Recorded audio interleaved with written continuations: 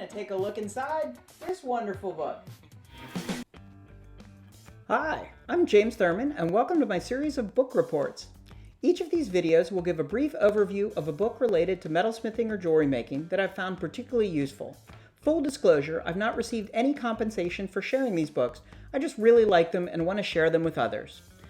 So today I'm going to be going over The New Edge of the Anvil, a resource book for the blacksmith written and illustrated by Jack Andrews. And this is probably, if there was a single starting point or reference book for blacksmithing that somebody wanted to get, or a student of mine was getting interested in it, this would be where I would start them off with. I think you could tell a lot about a book from its contents. And as you can see going through this, really just extensive, well-detailed covers, just pretty much a little bit of everything that you need to know as you're getting more into blacksmithing. Even has a great set of portfolios, informational charts, things like that. And with this book, I'm just gonna hit a couple high points rather than going page by page.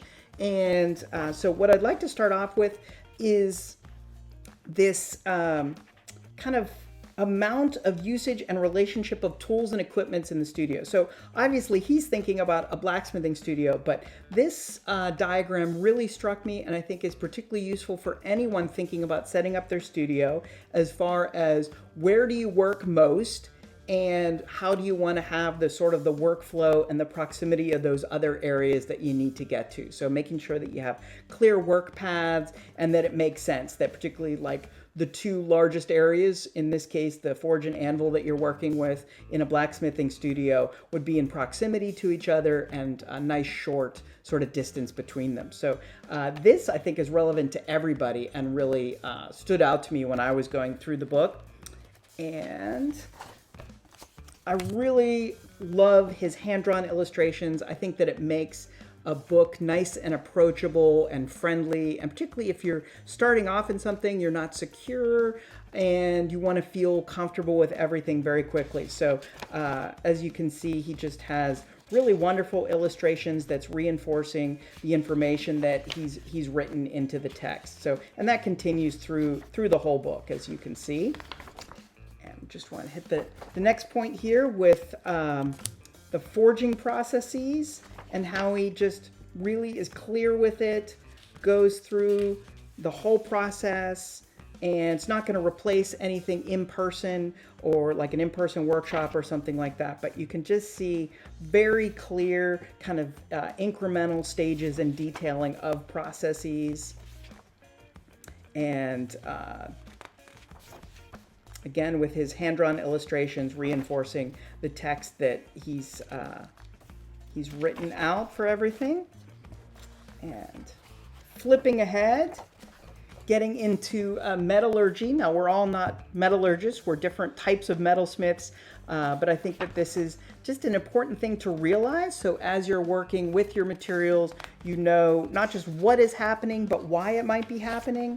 And he can move from very approachable basic text into a nice clear explanation of some of the technical metallurgy of what's happening, and that can help with heat treating and tool making and things like that. Great concise reference information, things like that. And then particularly, I think the portfolio section is excellent, just to see a little bunch of both the history of a field as well as some contemporary practitioners. Rose Metalworks is probably a little less known since it's survived into kind of Art Deco, and maybe that's where they gained a lot of prominence. And you tend to think of a lot of blacksmithing forms. This is a really famous piece of theirs that I was fortunate to see in the Cleveland Museum of Art. But you tend to think of it a little bit more as maybe a medieval or Gothic revival. Sam Yellen being the probably, at least East Coast, very, very large shop, prominent practitioner in that period of time. And growing up in Pittsburgh, Pennsylvania, I was really fortunate to see a lot of his studios work in person in the Cathedral of Learning in Oakland, Pittsburgh. And so you can still see a lot of these inspirations carrying forward into contemporary practitioners. It's just a nice, clean portfolio section with photographs of finished work as well as sketches. Nice details of process. We'll just kind of skip ahead into some design discussions, and that's both in sort of career or business planning and design as well as kind of aesthetic designing. And we get into this with our seniors and starting to think about what is your overall plan, starting to think about budgets. Maybe not the most exciting thing for art majors, but certainly essential if they're going to continue on as practitioners. And then going through all of the stages of the design of a piece, as well as creativity, working with clients. I think this is an excellent, helpful section.